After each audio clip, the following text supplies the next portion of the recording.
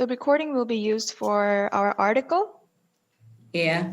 So we're going to record this interview and then edit it and then post it up in our website because we are a press media. And all of this is happening because we are doing a special report in social housing. Okay. Yeah. Okay. So thank you very much for saying yes to our interview request. We really appreciate it. Yeah, thank you. It's a pleasure to be here. Mm-hmm. Number one, please give me a short introduction about yourself. My name is Marja Elsinga. I'm a professor in the chair of Housing Institutions and Governance. And I focus on housing systems and in particular affordable housing. I do teach on housing and land markets in the bachelor, the master, and as well as in the graduate school. I do many researches as well. I did explorations of the future of social housing in Europe for the European Commission. And I'm also a visiting professor in Tongji University in Shanghai in China. So we'll move on to question 2. And how would you define social housing? Is there any legal or official definition in Netherlands? And then I say, well, there are many definitions of social housing in the literature. For example, you can set a certain price as a definition for social housing. But in the Netherlands, we say social housing is housing provided by social landlords. And these are called housing associations in the Netherlands. And they demonstrate they are social by registering on the Housing Act. That is the act in the Netherlands arranging housing and social housing. So you're done with your answer? All right, thank you. And then question number 3 is the proportion of social housing in Netherlands is the highest in EU. Since when and how did Netherlands have such a large share of social housing? I think to explain this, we have to go back in history. The first Housing Act was introduced in 1901. That was during the industrialization, urbanization in the Netherlands. It was a liberal government who was worried about the health in the Netherlands, and they established the first Housing Act, and they gave financial facilities to housing associations. And these housing associations had to register, as I just explained, on the Housing Act. And if they are registered, they can qualify for social housing. So that was the start. Social housing was quite small since then, but it became really big after the Second World War. There was a huge housing shortage in 1945, and the Dutch government gave priority to solving the problem by letting housing associations and municipalities build social housing. So it became really big. And then in the 70s and 80s in the Netherlands, there was a huge urban renewal operation. And then it appeared that social housing was very important to execute this urban renewal. So there was still support for a large social housing sector. And it was about 42% in those days, so almost half of the housing stock. And this all changed in the 1990s. Then the whole thinking, neoliberal thinking, more market is more efficient, also became dominant in the Netherlands. And in that period, it was decided that housing associations had to play maybe a smaller role. So the position changed a bit, and it changed even more since 2015, when a new Housing Act was introduced. And in the new Housing Act, social housing in the Netherlands can only be allocated to lower income groups. So before, it was a broad sector for middle, lower, as well as higher income groups. And since 2015, it is mainly for lower income groups. But it's still 30% of the market.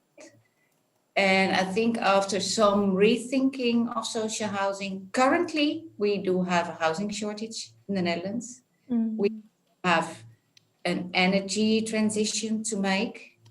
So it seems that housing associations at the moment are becoming more and more important in building houses, but also making dwellings and neighborhoods more sustainable. I'll move to question number 4. So a lot of Koreans consider houses as the means of investment rather than the means of dwelling. So many Koreans buy a house and in a cheap price and then wait for them to soar so they could make a lot of money. And I wonder how Dutch people interpret housing. Is it quite similar or different? I think it is slightly different. I must say, some decades ago, housing was mainly a roof over the head. But in the last decades, it became more and more important as an investment. But I hosted some Korean visitors, housing experts in the Netherlands. And then I found out that the Koreans maybe think a bit different about housing. Time and money on the house. I was explaining as a Dutch person, if you buy a house, you take a week, a month off to make the house nice. So you put money and effort. And then the Korean said, wow, that's a lot to spend on your house. Do that. So housing is important as a nice place to stay, as a nice place to host your friends. But it is, as in Korea is the case, more and more becoming investment, and people realize more and more that you can earn money by buying a house, waiting for the price to go up and then buy a next house. Mm-hmm. So I think prices are going up, and that is nice for the people who have a house. But currently the prices are so high that many people cannot afford it. And that is something that is worrying at the moment. And in the Netherlands, I mean, the care for adequate housing is in the Constitution. So housing is not only an investment good, it is also a basic good. So at the moment in Dutch housing policy, we are reconsidering these rising house prices and how to deal with it and how to guarantee people that they have access to adequate housing.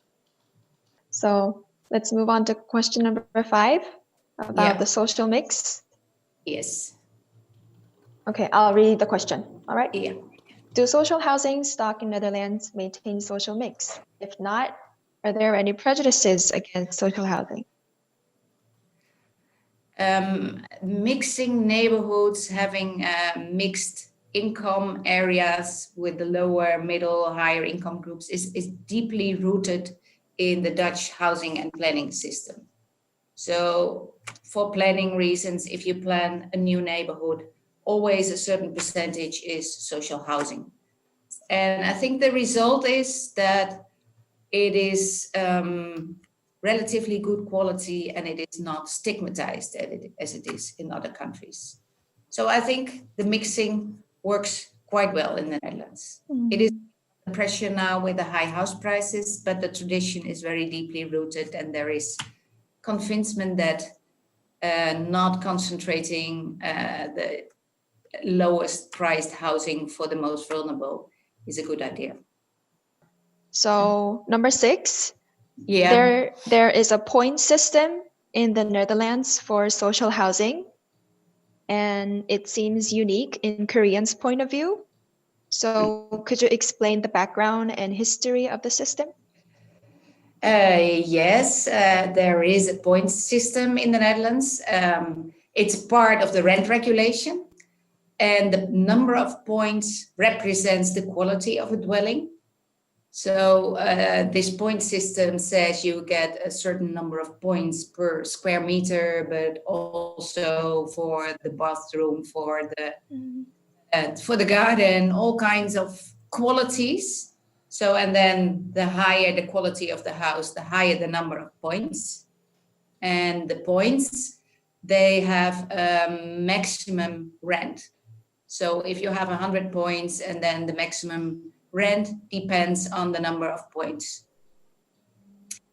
And that maximum is important when the home is vacant. So when there's a new dwelling or there is a vacant dwelling open for new tenants, this rent is the maximum rent to set it out in the market. And a rent regulation also exists for sitting tenants. They have a rent increase every year. And this rent increase is also regulated. And that is done by a law. And the law makes clear that every year the Dutch parliaments decide upon the maximum rent increase. So the rent regulation system sets a maximum rent for vacant dwellings as well as for the yearly rent increase. Okay, are you finished? And maybe it's good to say this rent regulation is there in place for the regulated market up to 740 euros a month. And it is there for social landlords as well as for commercial landlords. Social Okay, and that's commercial. Okay. Okay, so number 7. According to EUeso, the rent of social housing provided by EUeso members maintain 72% of the maximum rent. How is this possible, and are there any reasons why the members are voluntarily setting the price lower? That's a good question. I just explained that this rent regulation, this point system, is there for social landlords as well as for commercial landlords. So the rent system, the point system allows commercial landlords to have an adequate return on investment. So they mostly go up to the maximum.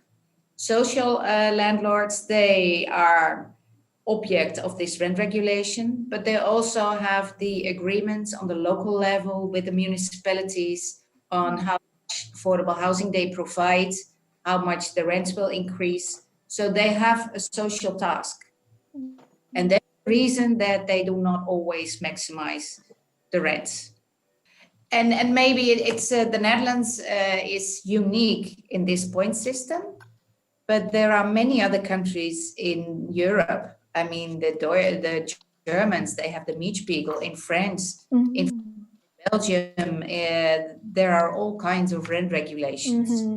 This is because, there is worry about the skyrocketing house price, the owner-occupied, as well as in the rental sector. All right, and then now it's the last question. Last year, big protests took place in Berlin against soaring rent prices. And what about Netherlands? Were there any rent rising problems recently? We were just discussing the point system in the Netherlands. And that system works in the regulated market up to 740 euros a month. When they're in the not regulated market, the rent increases are more free. And at the moment, the prices are rising a lot. And there is worry, as there is in Berlin. So there's a lot of debate about making agreements, about maximizing the rent increases. And there is also in this debate that governments are afraid to introduce regulation because, as I just explained, that might imply, if you introduce it, that the investors withdraw.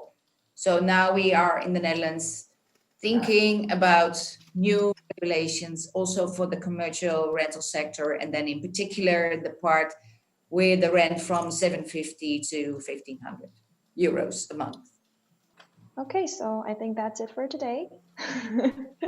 Okay, good. Then please much. feel free if you have any questions. Oh, okay. Thank you very much. So good luck. Okay, Bye-bye. Good luck. Stay safe and bye-bye. Bye.